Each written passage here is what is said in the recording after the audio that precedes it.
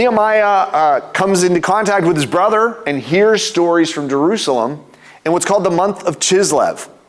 That's around November on our calendar.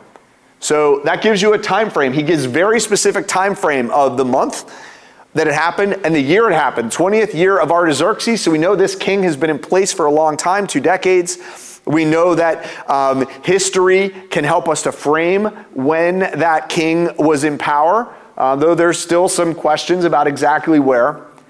But at the same time, it's giving us a very specific time frame of when this is happening, down to the month.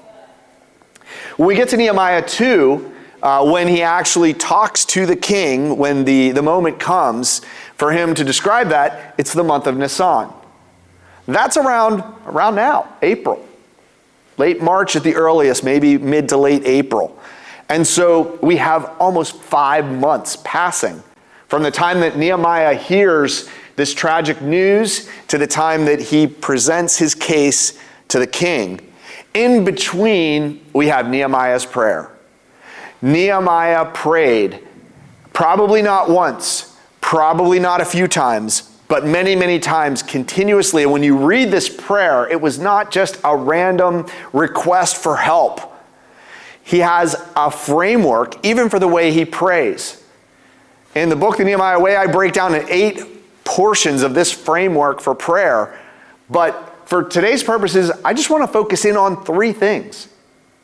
He started out with adoration, honoring God's character, glorifying God, adoration towards God.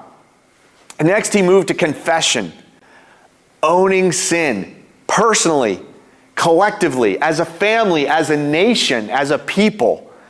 He's repenting, confessing and repenting of sin for himself and for all those that are affected by it. He's owning this sin. And then we see petition. Not until later, not until the end of this prayer. 7 out of 8 are about God and about just the place of Nehemiah and the people in God's sight. But then finally at the end, there's the petition, the ask for favor with purpose.